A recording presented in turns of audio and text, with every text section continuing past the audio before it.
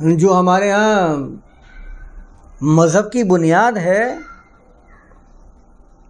اس مذہب کے اندر ہمیشہ آپ کو دنیا سے نفرت کرنے کا ہی درس دیا جاتا ہے۔ مومن تو دنیا جو ہے وہ مومن کے لیے قید خانہ ہے، اور کافر کے لیے وہ ایک جنت ہے۔ یہ دنیا فانی ہے، اس دنیا کے لیے تمہیں کیا کرنا ہے؟ اس دنیا سے جتنا نفرت کرو گے اتنا ہی تم اللہ کے، اپنے رب کی، اپنے خدا کی، اپنے بھگوان کے قریب ہوتے چلے جاؤ گے۔ زیادہ سے زیادہ دنیا کو چھوڑ کر تم ایسے کاموں کی طرف لگو جن کو مذہبی گمان کیا جاتا ہے۔ جو شخص اپنے معاملات کو دنیا میں رہ کر چلانے کی کوشش کرتا ہے، اس کے بارے میں تو کہتے ہیں کہ یہ تو دیندار ہے ہی نہیں، یہ تو دنیا دار شخص کے بارے میں آپ کے سامنے بات کر رہا ہوں۔ ایک جگہ تو میں نے یہاں تک بھی سنا تھا کہ ایک شخص کہہ رہا ہے کہ سائنسدان کہنا بھی کسی مسلمان کو یہ کفر ہے، کہ اگر آپ کسی مسلمان کو سائنسدان کہہ دیتے ہیں، یہ کفر گمان کیا جائے گا اور اس کو شخص کو کافر قرار دیا جائے گا۔ باقاعدہ لوگ اس بات کی طرف اشارے کر رہے ہوتے ہیں اور باقاعدہ اس کے اوپر رغبت دلا رہے ہوتے ہیں کہ آپ کو سائنس پڑھنی نہیں ہے، سائنس و کفار کا، یہود و نصارہ کا دین ہے۔ وہ یہ بھول جاتے ہیں کہ قرآن تو قدم قدم کے آپ کو اس طرف دعوت دیتا ہے کہ آپ زمین و آسمان کی طرف ذرا نظر تو اٹھا کر دیکھیں، اس کائنات کے اندر جو بکھری ہوئی نعمتیں ہیں، وَسَخَّرَ لَكُم مَّا فِي السَّمَاوَاتِ وَمَا فِي الْأَرْضِ جَمِيعًا مِّنْهُ، یہ تمہارے لیے مسخر کی گئی ہیں۔ جس نے اس کو مسخر کیا ہے تمہاری نظر تو ذرا اس کی طرف لوٹ جانی چاہیے۔ مذہب کی بنیاد ہمیشہ کیا ہوتی ہے کہ یہ سب فریب ہے۔ آپ اٹھا کر دیکھ لیں مذہب کی جو کتابیں، مشہور کتابیں، ان کے اندر باقاعدہ طور پر لکھا ہے کہ یہ دنیا، یہ سب کا سب مایا ہے۔ مایا کہتے ہیں عربی زبان میں فریب نگاہ کو۔ یہ تو رام کی لیلا ہے، لیلا کہتے ہیں خواب کو، جو رام خواب دیکھ رہا ہے۔ یہ سب سراب ہے، دھوکہ ہے، فریب ہے، اس کی کوئی حقیقت نہیں ہے۔ جیسے ہی رام اپنے نیند سے بیدار ہوگا یہ سب کا سب ختم ہو جائے گا۔ یہ وہ فلسفہ یونانی ہے جو قدیم زمانے سے چلا آ رہا ہے اور مختلف مذاہب سے ہوتے ہوئے نام بدلتے رہے، اور آج ہمارے ہاں بھی صوفیزم کے اندر اس کو رائج کیا گیا ہے، اور اس کی ہی کچھ نہ کچھ اثر ہماری روایات کے ذریعے ہمارے اندر بھی شامل ہے۔ جبھی تو ہمیں بار بار دنیا سے نفرت کرنے کا درس دیا جاتا ہے۔ وہ دنیا جس کو خالق کائنات نے بنایا ہے، وہ بہترین اپنا فن اس نے اس کو شمار کیا ہے۔ وہ کہتا ہے لَخَلْقُ السَّمَاوَاتِ وَالْأَرْضِ أَكْبَرُ مِنْ خَلْقِ النَّاسِ، جس کو وہ ناس کی تخلیق سے بڑا تخلیق قرار دیتا ہے، اکبر، بہت ہی بڑی تخلیق قرار دیتا ہے۔ اس تخلیق کو ہم ایک قابل نفرت چیز قرار دیتے ہیں کہ یہ چیز تو وہ ہے جس سے نفرت کرنے کی ضرورت ہے، یہ تمہارا اصلی مسکن تھوڑی، تمہیں تو جانا ہے، مرنے کے بعد جو حاصل ہوگا وہ تمہارا اصلی مسکن ہے۔ تو پھر قرآن نے یہاں بھیج کر، اور یہاں قرآن نے بار بار سماوات اور ارض اور دنیا کے بارے میں بات کرنے کی حاجت ہی کیوں پیش آئی تھی؟ ایک جگہ قرآن فرماتا ہے وَمَا خَلَقْنَا السَّمَاوَاتِ وَمَا بَيْنَهُمَا وَالْأَرْضِ وَمَا بَيْنَهُمَا إِلَّا بِالْحَقِّ۔ اس نے تو تمام مذاہب میں جو دنیا سے نفرت کا درس دیتے تھے ان سب کی بنیادوں کو ہلا کر رکھ دیا۔ اس نے کہا اس نے نہیں بنایا ہے آسمانوں اور زمین کو اور جو کچھ ان کے درمیان میں ہے الا بالحق، مگر حق کے ساتھ۔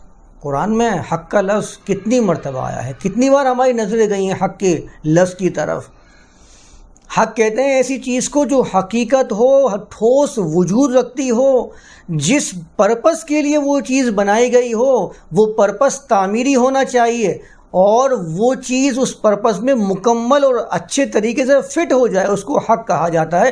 اس کے مقابلے میں جتنی بھی چیزیں ہیں وہ سب باطل گمان کی جاتی ہیں، باطل قرار دی جائیں گی۔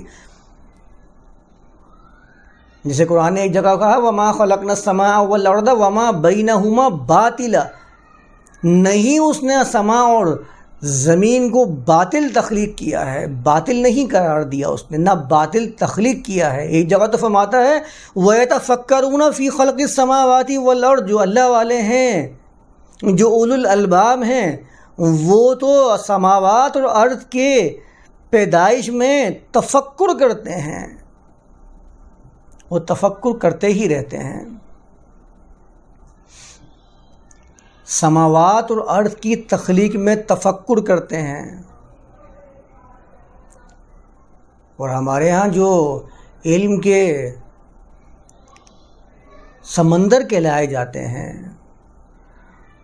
وہ لوگ ہوتے ہیں جن کا سماوات اور ارض پر تفکر کرنے کا دور تک بھی کوئی واسطہ نہیں ہے، ان کو ہمارے یہاں علماء قرار دیا جاتا ہے، اور جو دن رات سماوات اور ارض کی تخلیق میں مصروف عمل ہیں ان کے بارے میں کہا جاتا ہے کہ یہ تو کافر ہیں، ان کے لیے تو صرف اور صرف خدا نے جہنم تیار کی ہے۔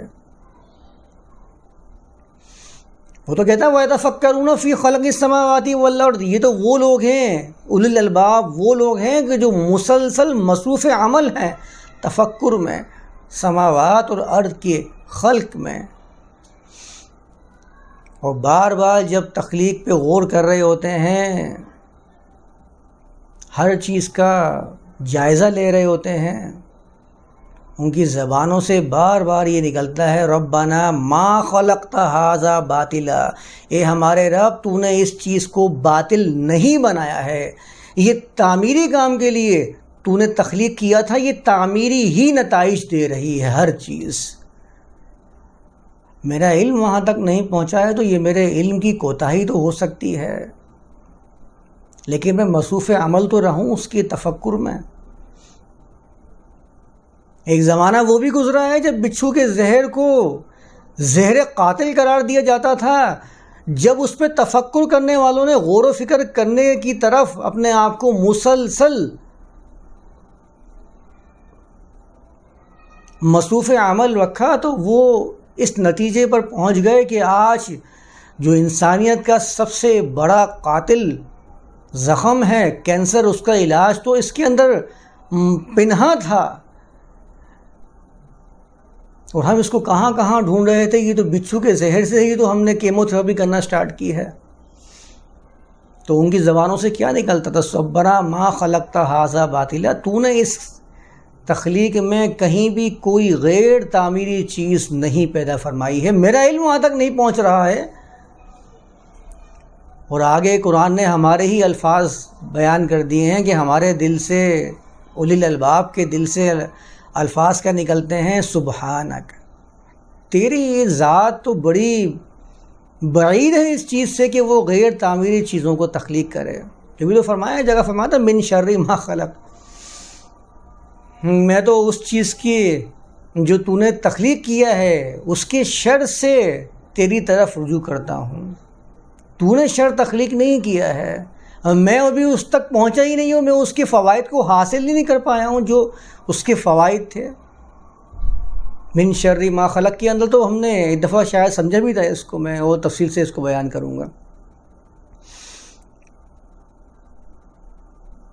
تو قرآن میں فرماتا ہے وما خلقنا السماء والارض وما بینہما باطلا، اور اس نے سما اور ارض کو باطل نہیں بنایا ہے۔ اور آگے جو الفاظ بیان کیے ہیں نا قرآن نے وہ بڑے سمجھنے والے ہیں، خاص طور پر ان لوگوں کے لیے جو دنیا کو قابل نفرت سمجھتے ہیں۔ اور دنیا کو قابل نفرت سمجھ کیسے سکتے ہیں؟ ایک خالق نے اتنے بڑے پیمانے کے اوپر یہ تخلیق کی ہے، آپ اس کی تخلیق کو قابل نفرت سمجھ رہے ہیں، تو آپ کے ذہن میں، آپ کے دل میں اس خالق کے بارے میں کیا پھر تصور پیدا ہو سکتا ہے؟ کس بنیاد پر آپ اس کو خالق تسلیم کر رہے ہیں؟ آگے قرآن فرماتا ہے وما خلقنا السماء والارض وما بینہما باطلا، نہیں ہم نے سما اور ارض کو اور جو کچھ اس کے درمیان میں ہے باطل ہرگز نہیں بنایا ہے۔ ذالک ظن الذین کفروا، باطل گمان کرنے والے یہ وہ لوگ ہیں جنہوں نے ہماری آیات سے، ہمارے کلام سے، ہماری اس تخلیق سے کفر کیا ہے، یہ ان کا گمان ہے۔ ذالک ظن الذین کفروا، یہ باطل والا گمان تو ان لوگوں کا ہے جنہوں نے کفر کیا ہے۔ آپ دیکھ لیں اللہ کفر کہاں تک لے کر جاتا ہے، ہمارے نزدیک تو کفر کی مختلف اقسام ہیں جو ہماری خود ساختہ ہی ہوں گی، جن میں سے بہت ساری ہم نے خود ہی بنائی ہوئی ہیں۔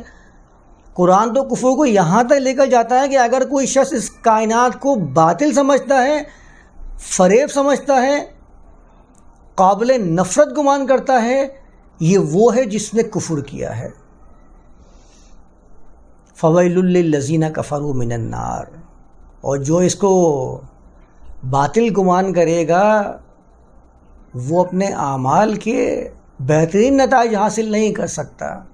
فویل للذین کفروا من النار، جنہوں نے کفر کیا ان کے لیے نار سے تباہی ہے۔ نار قرآن کی وہ اصطلاح ہے جو بار بار ایسے اعمال کے نتیجے بیان کرنے کے لیے قرآن نے استعمال کی ہے جس میں انسان کے اعمال بھی اس کے بہترین نتائج دینے میں ناکام ہو جاتے ہیں، اس کی صلاحیتیں جل کے خاک ہو جاتی ہیں۔